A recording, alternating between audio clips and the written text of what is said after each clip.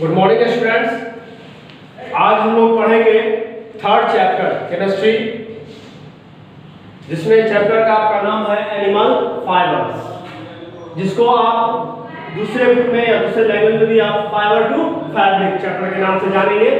तो सबसे पहले हम जानेंगे फाइबर्स है क्या। तो फाइबर्स क्या है? Long narrow hair like and बाल की तरह एंड फ्लेक्सिबल थ्रेड, लचीला धागा, नेचुरल और आर्टिफिशियल सब्सटेंस, जिसे नेचुरल भी होता है प्राकृतिक और आर्टिफिशियल बनावटी जिसको कहते हैं। स्पेशली इसका यूज विशेष रूप से जिसका यूज होता है टेक्सटाइल और क्लोथ्स। टेक्सटाइल का मतलब होता है वस्त्र, क्लोथ का भी मतलब वही होता है कपड़ा, वस्त्र से हिंदी हो गया टेक्सटाइल और क्लोथ बनाने में। उसमें आता है फिर फैब्रिक क्या है? फैब्रिक इज क्लोथ और अदर मटेरियल है जो प्रोड्यूस्ड होता है, produced by weaving together cotton nylon, यानी एक दूसरे से उसको ट्विस्ट करके बनाते हैं, तैयार करते हैं, बुन करके ऊल, सिल्क और अदर थ्रेड्स। तो फाइबर एंड फैब्रिक, फाइबर से ही फैब्रिक बनता है और फैब्रिक का यूज होता है कपड़े बनाने में, कर्टन्स बनाने में एंड सो ऑन, बहुत सारी चीजें बनती है इससे, है ना। अब हम फाइबर्स को जैसा कि हम जानते हैं दो भाग में बांटते हैं, आपने प्रीवियस क्लास में पढ़ा भी होगा। There are two types of fibres, mainly two types of fibres, natural fibre, artificial fibres. Artificial fibres को आप मैन मेड भी बोल सकते हो, सिंथेटिक भी बोल सकते हो, है ना। तो नेचुरल फाइबर, जो फाइबर हम नेचर से प्राप्त करते हैं। तो भाई नेचर में किन चीजों से मैं प्राप्त करते हैं हम लोग? तो नेचर से हम प्राप्त करते हैं मेनली हम लोग प्राप्त करते हैं एनिमल और प्लांट से। तो एनिमल फाइबर में जैसे आता है कौन कौन सा आता है, जैसा कि आप जानते हो एनिमल में मोस्ट कॉमन क्या है? सीप है। सबसे ज्यादा अगर उनका डिमांड का जो फुलफिल होता है वो सीप से होता है। उसके अलावा और भी बहुत सारे जानवर, सीप, उसके बाद सिल्क है, सिल्क वॉर्म है, अंगूरा रैबिट है, कश्मीरी गोट है,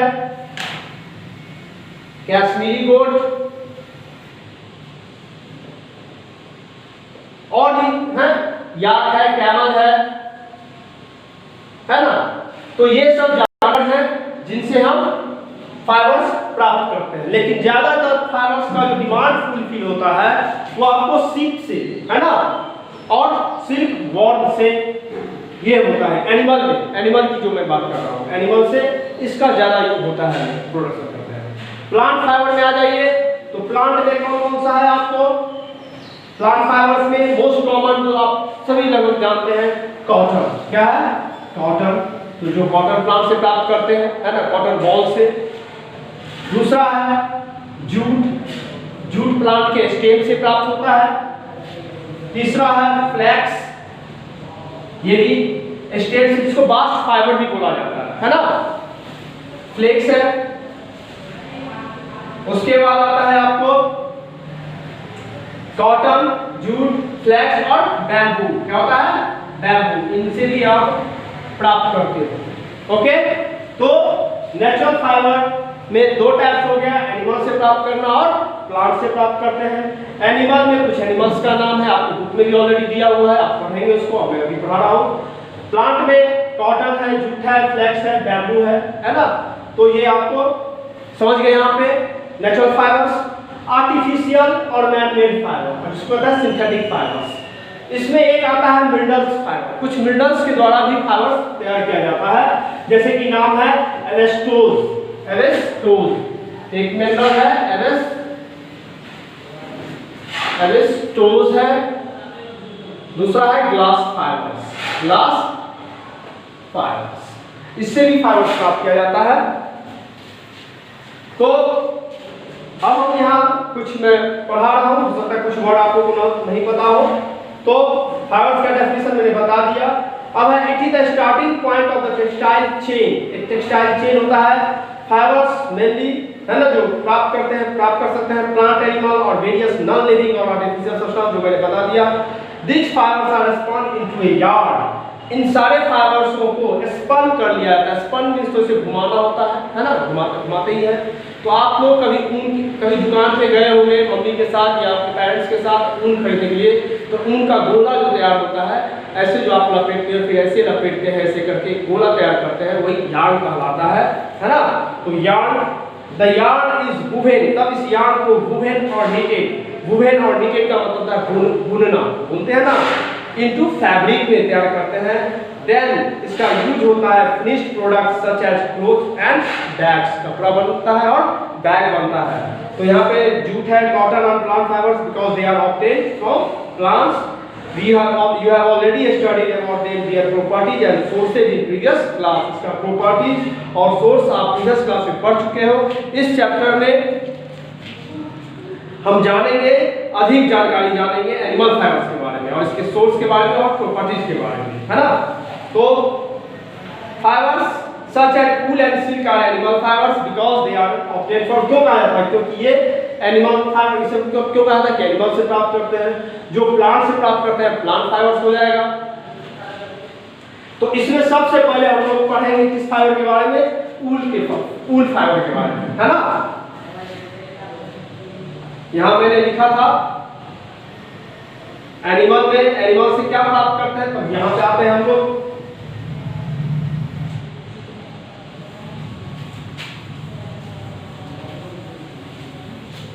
तो सबसे पहले हम यहां स्टडी करेंगे ऊल के बारे में, है ना। तो wool fibers are hair of wool yielding animals, wool yielding animals, sheep जो हमने नाम दिया है, angora, rabbits, goats, alpaca and even camels भी। तो wool coat of the animals is called, ये जो ऊल कोट है इस एनिमल्स का, जो ऊल कोट है वो कहलाता है फ्लीस। क्या कहलाता है, फ्लीस। दिस कोट, ये जो कोट है उन जानवरों को गर्म रखता है क्योंकि ये लोग ठंडे प्रदेशों में ज्यादा पाए जाते हैं और उनकी बॉडी को वो कोल्ड सीजन में गर्म रखता है। तो प्री हिस्टोरिक मेन का मतलब आप कह सकते हैं यानी आदि मानव जिसको कहते हैं, है ना, उस टाइप के जो लोग थे अपने बॉडी को जानवरों के, है ना, यानी सीप के चमड़ों से या अदर एनिमल्स के चमड़ों से, खाल से अपने शरीर को ढकते थे अपने आप को गर्म रखने के लिए। जो इसी से उनको आइडिया मिला यार्न बनाने का and fabric from their fibre covering, जिससे वो इस फाइबर से वो अपने आप को ढकेंगे, उन्हीं से उनको आइडिया मिला। तो ऊल यील्डिंग एनिमल्स माने कि जिससे हम ऊन प्राप्त करते हैं वो किस माने कौन से ऐसे जानवर हैं जिससे हम ऊन प्राप्त करते हैं। तो एक चीज मैंने आपको बताया था कि ऊल का प्रोडक्शन का सकते सीप से सबसे ज्यादा, अगर ऊल लेना होता है तो सबसे ज्यादा सीप से ही हमारा डिमांड पूरा होता है। उसके अलावा अदर जो एनिमल्स है उससे ज्यादातर आपको सीप से इसका डिमांड फुलफिल होता है। तो मोस्ट सीप हैव 2 टाइप्स ऑफ हेयर, अधिकतर सीप के 2 प्रकार के हेयर होते हैं। एक होता है आउटर कोर्स का मतलब होता है बाहरी जो मोटा जो होता है वो रेशा, वो होता है फाइबर जिसको बोलते हैं, जिसको केप कहा जाता है। क्या कहता है, केप कहा जाता है। उसके अलावा उसको जब हटा दिया जाता है, रिमूव कर दिया जाता है, तो उसके अंदर जो फाइन यानी महीन पतला सा सॉफ्ट अंडर कोट होता है जो एकदम स्किन से सटा हुआ होता है, इसको रोआ आप बोल सकते हो, है ना, रोआ, जो ट्रू ऊल कहलाता है, from which wool fibre is obtained, जहां से हम ये ऊल फाइबर प्राप्त करते हैं, है ना। तो domestication and selective breeding, domestication and selective में सेलेक्ट करते हैं, ब्रीडिंग है एलिमिनेट किया जाता है, हटाया जाता है most of the long hair, यानी लॉन्ग हेयर वाले को थोड़ा सा एलिमिनेट कर दिया जाता है। टुडे सीप, अधिकतर जो सीप है आपको आजकल कवर्ड ऑलमोस्ट एक्सक्लूसिवली यानी केवल विथ ट्रू, में ज्यादातर आपको ट्रू ऊल ही मिलेगा, उनको ज्यादा रखा जाता है, उसका ज्यादा देखभाल किया जाता है। अब आते हैं कश्मीरी गोट।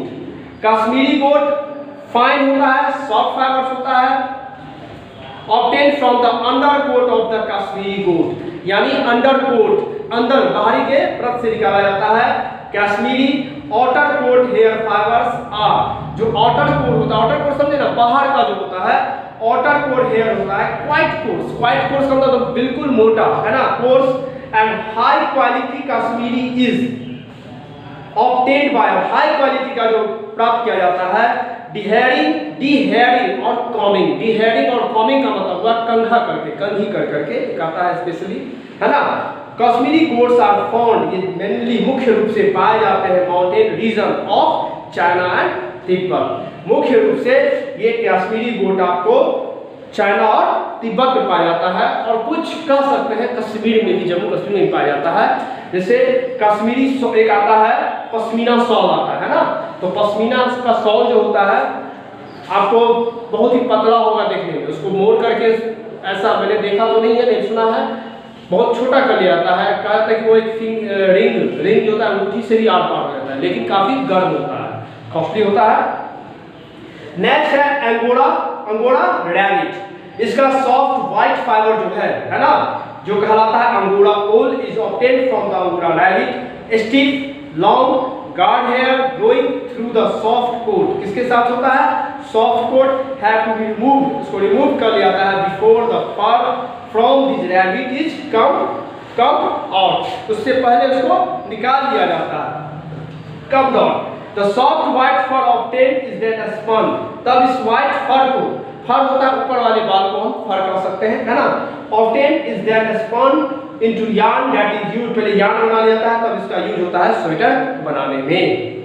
इसका भी जो स्वेटर आता है बिकता है मार्केट में, कॉस्टली बिकता है ना, कह सकते हैं मोर एक्सपेंसिव होता है, बहुत खर्चीला होता है, बहुत ही कॉस्टली होता है। नेक्स्ट है याक, तिब्बत और लद्दाख। लद्दाख कहाँ है, अपने ही देश में है लद्दाख, अभी आप लोग देखे होंगे न्यूज़ में भी देखते होंगे लद्दाख में, लद्दाख का नाम सुनते होंगे। Their coats consist of, इसके जो कोट्स है, कोट समझ रहे हो आप, कोट में जैसे बाहरी जो कुछ आप लावादा ओढ़ते हो, है ना, coat consist of outer long coats, इसका देख रहे हैं लंबा कोट्स है ना, मोटा है ना, ये जो बाल है दिख रहा है आपको, and an under coat of soft, फिर अंदर का भी होगा सॉफ्ट एंड सिल्की ऊल होगा, सॉफ्ट होगा और सिल्की होगा, रेशम की तरह होगा अंदर का। देखिए अंदर का जो भी बाल, जैसे को देखिए ना, किसी का जो जैसे कोई बाल ग्रोइंग स्टेज का जो बाल हेयर होता है बहुत सॉफ्ट होता है ना, अंदर में जो बाल सब होता है बहुत सॉफ्ट होता है, तो soft and silkie wool. The colour is one, इसका जो मेन जो सामान्यतः इसका जो रंग होता है, इसका जो रेंज है ब्राउन या ब्लैक मिलेगा, ब्राउन या ब्लैक मिलेगा। उसके बाद आते हैं कैमल फ्लीस तो आप समझ गए किसे कहते हैं, consist of A soft fine undercoat होता है नीचे का, आउटर कोट ऊपर का कर सकते हैं, बाहर का कर सकते हैं, and a overcoat of long coats, ऊपर का भी होता है, hair that grows up to 15 inches long, यानी इसकी लंबाई कम से कम कितनी होती है, 15 इंच तक इसका जो होता है ना, जो फाइबर होता है वो उसकी लंबाई इतनी होती है। Camel wool is considered a healthy natural product, इसको एक हेल्दी नेचुरल प्रोडक्ट के नाम से भी जाना जाता है या समझा जाता है। It has excellent thermal insulation property, इसका सबसे बढ़िया थर्मल इंसुलेशन प्रॉपर्टी होता है। अब हम बताएंगे आपको नेक्स्ट क्लास में कि थर्मल इंसुलेशन प्रॉपर्टी क्या होता है, तो उससे पहले हम आगे पढ़ेंगे। पहले सीप फार्मिंग क्या है, तो सिर्फ फार्म हाउस आप जानते हो जहाँ पे जानवरों को भी पाला जाता है, लोग कुछ खेती भी कर लेते हैं उस एरिया में, तो मेनली जो खेती करते हैं तो वहाँ पे कुछ जानवरों को भी पाला जाता है। तो सिर्फ फार्मिंग का मतलब होता है रियरिंग एंड ब्रीडिंग सीप, रियरिंग मींस देखभाल करना, ब्रीडिंग मींस प्रजनन करना, तब ना सब पॉपुलेशन बढ़ेगा, उसकी संख्या बढ़ेगी। Sheep are reared mainly for their wool, और सीप का मेन जो पाला जाता है उसका मेन उद्देश्य होता है उसे ऊन प्राप्त करने का। They are reared in herds, झुंड में होता है ना, 30, 40, 50, 100, 200 में and so on, in semi arid and mountainous region, यानी पहाड़ी क्षेत्रों में या पर्वतीय क्षेत्रों में ही ये पाए जाते हैं। इंडिया में कहाँ राजस्थान, जम्मू कश्मीर, हिमाचल प्रदेश एंड उत्तराखंड, आप देख रहे हो ये 3 स्टेट मेनली क्या है, ठंडा प्रदेश वाला क्षेत्र है, एक राजस्थान को छोड़ के। लेकिन राजस्थान में ये भी है ना कि दिन भर जितना गर्म होता है रात उतना ठंड पड़ती है। तो सीप मेनली फीड क्या खाता है, ग्रास खाता है। इसके अलावा इनको क्या खिलाया जाता है, दाल का मिक्सचर खिलाया जाता है, कॉर्न खिलाया जाता है, सूखा घास और ग्रेन्स खिलाया जाता है। एक सीप का लाइफ स्पैन क्या होता है, 11 to 12 ईयर्स होता है। और कुछ कॉमन ब्रीड्स हैं इंडियन सीप में, कुछ नाम आपको दिया हुआ है, लोही है, रामपुर, बुशायर है, नली है, भाखड़वाल है, ये सब नाम है प्रजाति जिसको आप स्पीसीज बोलते हो। ये सब इंडिया में जो सीप पाया जाता है उसके ये स्पीसीज है, प्रजातियां हैं। अब है sharing and processing of wool, sharing and processing यानी कि कुछ स्टेप्स इन्वॉल्व किया था वूल प्रोडक्शन, ऐसा नहीं कि तुरंत वैसे ही प्राप्त कर लिया गया। प्राप्त करने के लिए कुछ स्टेप फॉलो करने होते हैं। इससे पहला स्टेप होता है, मान लीजिए आप सीप पाल रहे हो, हजारों की संख्या में या 500 या 400 या 300 आप पाल रहे हो। अब इससे आपको ऊल प्राप्त करना है, तो ऊल प्राप्त करना है कैसे, तो आप उसका स्टेप जानोगे समझोगे तब ना आप करोगे। तो पहला स्टेप होता है शेयरिंग। तो इस शेयरिंग का होता क्या है, ये एक ऐसा प्रोसेस होता है जिसमें removing and collecting the hair, हटाया जाता है और कलेक्ट किया जाता है किससे, एनिमल से। यही प्रोसेस कहलाता है शेयरिंग। ये जानवर को बिना नुकसान पहुंचाए हुए करना होता है। मान लीजिए कोई शेविंग करता है, तो शेविंग करते हैं, जैसे आप देखते हो कोई शेविंग करता है या बाल कटाता है, तो मेन फोकस क्या होता है, बार का, या हम लोग कहीं कटे नहीं छिले नहीं, क्या होगा, इंजरी हो सकता है। अगर ज़्यादा छिल गया तो कोई इन्फेक्शन भी हो जाता है, अगर हम केयरलेस हो जाते हैं तो यहाँ पे एनिमल को बिना हार्मिंग किए हुए यूजिंग क्या आता है, शेयरिंग टूल से होता है। These tools are similar to common shaving machine। जैसे कि देखते हैं ना आप लोग सैलून में देखे होंगे, हेयर कटिंग का तो मशीन आ गया है, इसी प्रकार का एक होता है शेविंग मशीन होता है, वो यूज किया जाता है जिस जो बार्बर के द्वारा क्या आता है। Sharing is usually done during summer season, और ये कब क्या आता है, समर सीजन में। और इसमें जो शेयरिंग जो करने वाला पर्सन होता है वो एक्सपर्ट होता है, नौसिखिया नहीं होगा। नौसिखिया होगा तो हार्म हो सकता है, स्किन कट जाएगा, है ना। ट्रेन कर सकते हैं, ट्रेनिंग भी दिया जाता है, वो देखते देखते कितना सीख जाता है, करते करते थोड़ा सीखता है। तो इसमें ट्रेन पर्सन को ज़्यादा बोला जाता है कि आप ये काम करो। ये क्या आता है ड्यूरिंग समर सीजन में। This allow animals to grow back hair by the time winter arrives. यानी कि अगर अभी कर लेगा तो फिर विंटर के टाइम तक नया हेयर तब तक आ जाएगा, ग्रो कर जाएगा, शुरू हो जाएगा, लगभग में आ जाएगा, तो फिर नेक्स्ट समर तक और बड़ा लंबा पूरा हो जाएगा, कंप्लीट हो जाएगा, है ना। The amount of wool produced by one sheep varies from, यानी 1 से लेकर 3 केजी ऊन एक शीप से प्राप्त करता है। थोड़ा सा अंदर फ्लक्चुएशन आता है किसी में, लेकिन ये जो एस्टिमेट दिया है आपको 1 से 3 केजी एक शीप से प्राप्त होता है ना। तो ये आप लोग यहाँ पे एक चीज देखिए कि समर सीजन में किया जाता है, शेयरिंग किया जाता है। तो जो कमर्शियल पॉइंट ऑफ व्यू है ना, लगभग लोग कमर्शियल पॉइंट ऑफ व्यू से ही इसका पालन करते हैं, है ना, इसका पालन करते हैं या ब्रीडिंग करते हैं। तो इसका एक टाइमिंग हुआ तब लगी, फिर अगले सीजन में उस चीज को करेगा। मान लीजिए समर सीजन में काट लिया है ना, हटा दिया, तो अभी से जो माल प्रोडक्शन होगा, तैयार होगा फैक्ट्री में, क्या होगा, ठंड आते आते, जो मेन ठंड आते आते क्या होगा, बहुत सारा स्वेटर्स, जो भी ग्लोव्स है, मफलर है या और भी जो जैकेट है, सब बनकर तैयार हो जाता है। तब ना फिर नेक्स्ट ईयर के लिए आपको ऐसा होगा, तो ये लिया जाता है, गैप लिया जाता है। नेक्स्ट स्टेप है स्कोरिंग। शेयरिंग के बाद क्या किया जाता है, स्कोरिंग। तो आपने बाल निकाल लिया शेविंग करके उसका, है ना। तो after sharing of sheep is called raw. तो क्या हो गया, कच्चा माल आपको मिल गया। और ग्रीज ऊल इट कंटेन्स, जिसमें क्या रहता है, निकालिए तो डस्ट रहता है, डर्ट रहता है, धूलकण रहता है, गंदगी रहता है। रिक्वायर्ड थ्रू क्लीनिंग, तो जरूरत हो जाती है उसको साफ करने का, है ना। This is called scoring. यानी स्कोरिंग में डस्ट और डर्ट जो रहता है ऊल में, है ना, रॉ ऊल में, कच्चे ऊल में, फाइबर्स में, उसमें से उसको साफ करके निकाल लिया जाता है। This makes the wool suitable for making fabric, तब वो फैब्रिक बनने के लायक होगा। स्कोरिंग में इन्वॉल्व होता है washing the shorn wool in hot water. Hot water से क्या आता है, एंड डिटर्जेंट से, एंड देन ड्राइंग, धो लिया, साफ कर लिया, उसके बाद इसको सुखाता है। हम लोग नेक्स्ट क्लास में अब पढ़ेंगे इसके अगले स्टेप के बारे में। आप इसको घर पे खुद से पढ़ेंगे। Thank you.